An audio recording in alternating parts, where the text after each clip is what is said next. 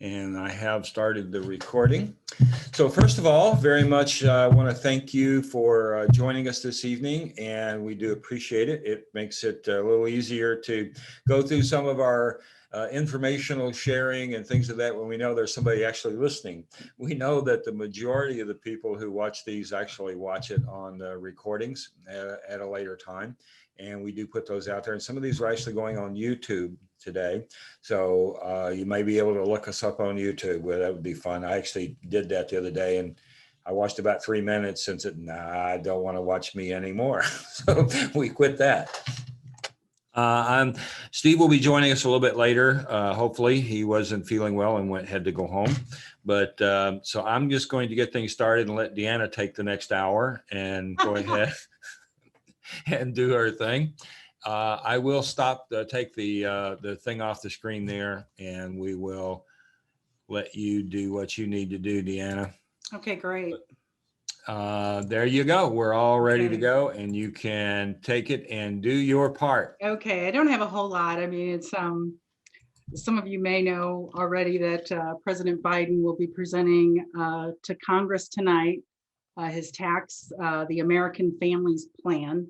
And so I wanted to share just some information with you about what is being supposed to be discussed this evening. And one thing that is left off of this evening's presentation to Congress is the estate tax, any proposals regarding the estate tax. So he's mostly going to be focusing on some of the federal tax proposals that are being considered that will affect, according to rhetoric, only affect the wealthy. So is there a wealth tax in the future, and who are the wealthy? All right, so what is a wealth tax? It's an annual tax, and it's imposed on the market value of total assets minus total liabilities. And so we're going to get into the vernacular here so you understand why some of the conversations that I'm listening to is a lot of this stuff is not likely to pass. Will there be tax increases? Absolutely. Our deficit has surpassed 28 trillion, and that's just an astronomical amount. And these proposals are supposed to generate, obviously, the revenue to pay off or pay that back over a 10-year period. That's the goal. So these wealth tax proposals are designed, again, to generate revenue. Now, one of the risks in any tax that is passed, even if it's designed to only impact certain high net worth individuals, once a tax goes into effect, those are dictated by deficits and debt and the need. So those thresholds can be adjusted over time at any time. So that's what we've seen historically in some of the other countries that have tried and then later repealed a wealth tax. Several European countries had attempted this and ran into a number of problems. And I thought this was interesting. I did not know the history of this, so I'm going to share this information with you. Several other European countries had tried, but later then repealed. And some of the reasons for repealing the wealth tax was that it was too complex to implement, very high costs from an administrative standpoint, and then the limited revenue collection. They didn't collect anywhere close to what was projected, and some compliance issues. And of course, they're citing here tax avoidance, but that can be legally done too, because what else we're going to see here is it affected individuals that chose to move out of certain areas and or move businesses elsewhere. We've felt that impact here. In fact, France, they said, repealed their wealth tax because they wanted to attract more foreign investment. So this is why it's unlikely that these sweeping proposals will pass. But here's some other issues that I thought was really interesting. Let's see if I can get to here. And I didn't know this. Constitutionally, a direct tax, which is what this wealth tax is, the vernacular of that is important, constitutionally is supposed to be apportioned across the population, which is going to impact states differently. So I thought that that was interesting. They're stating that it's not constitutional. The other issue is the taxes on income versus taxes on wealth. There's a demarcation line there as to how things are taxed and what the federal tax is versus what the state tax is.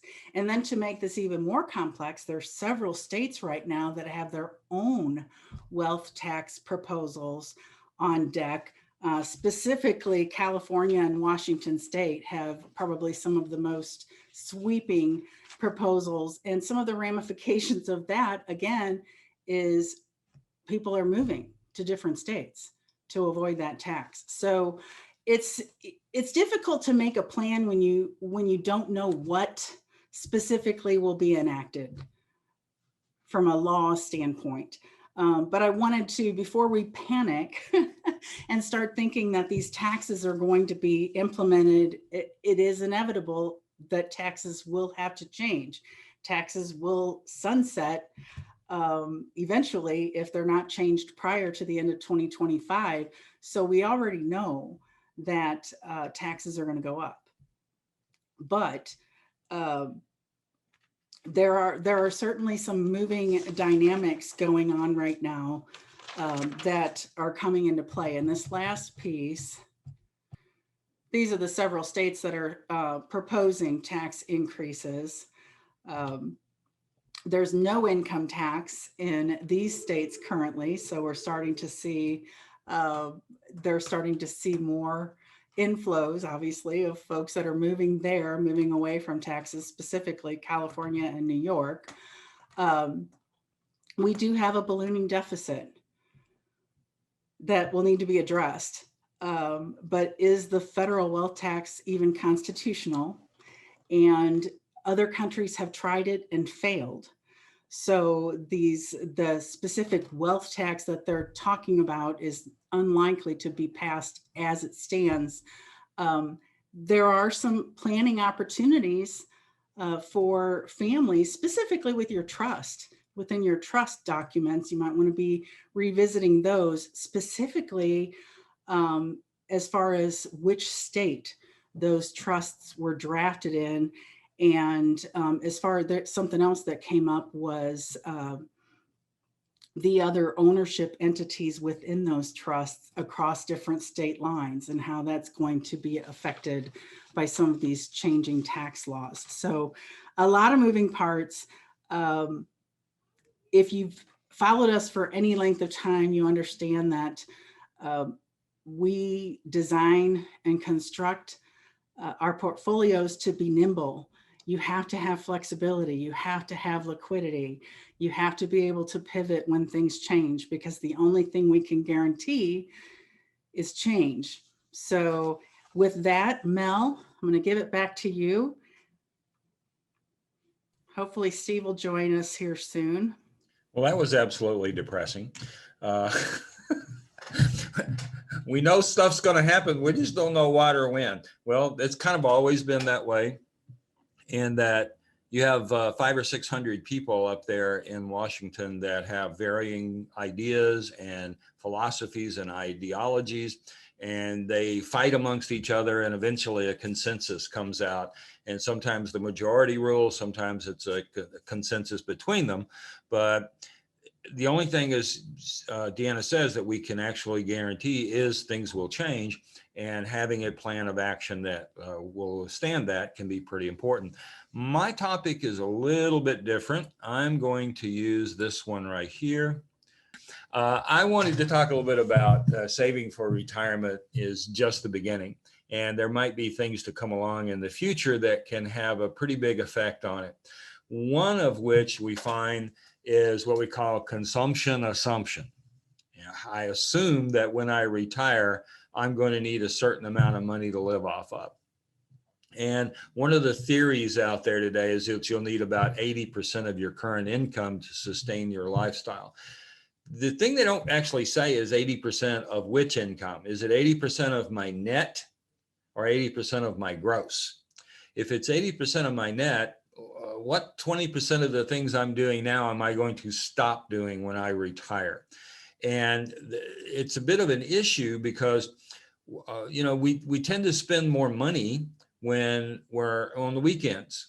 We go more, we do more, there's more things to do, less work, then there might be a few dollars. And the thing that people don't think about as much is that every day is Saturday. And all the fun things tend to want to cost some money. Not all of them, but a great percentage of them. So we want to be very cautious about assuming a cost of living that is too conservative.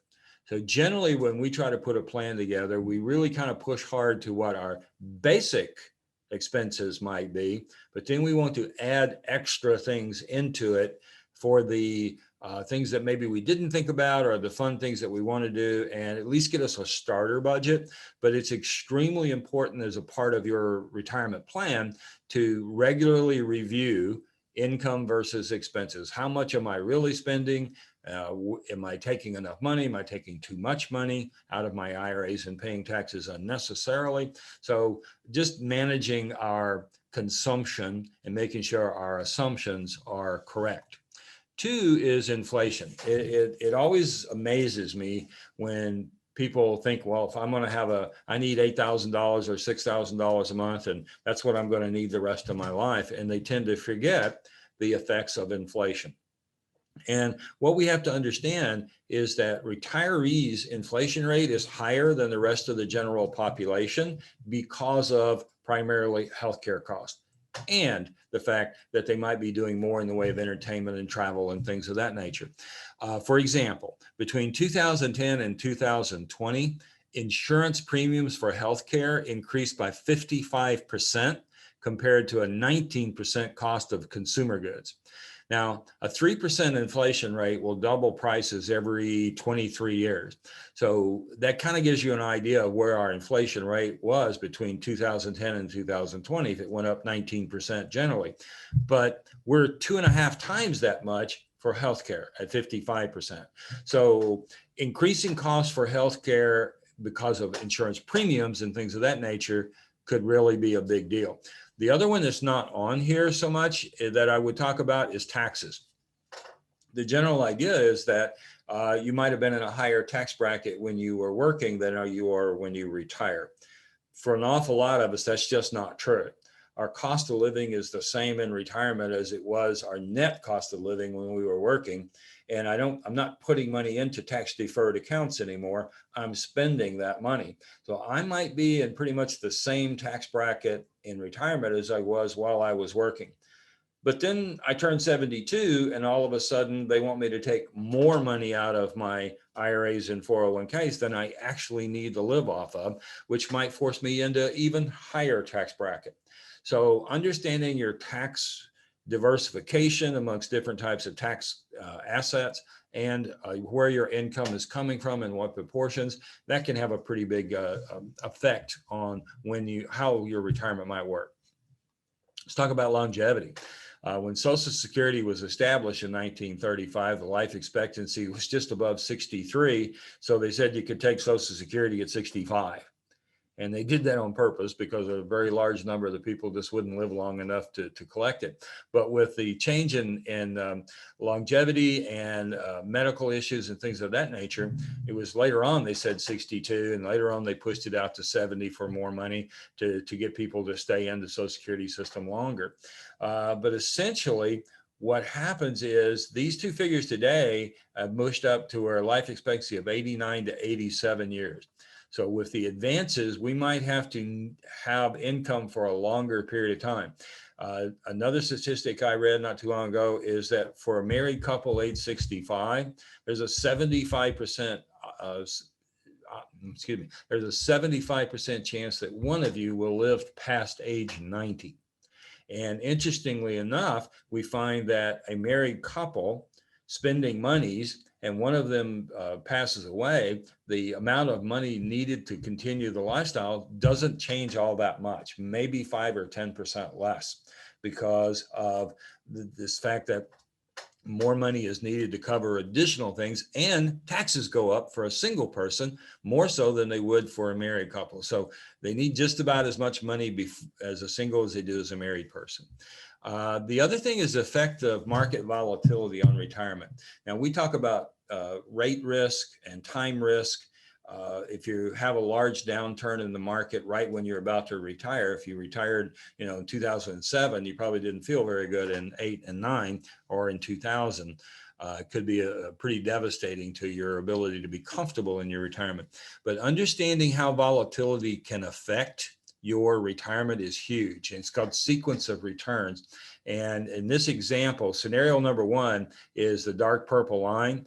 It has a constant unrealistic 6% return every year, because there's really no place we know of that you can get a 6% guaranteed return for the rest of your life.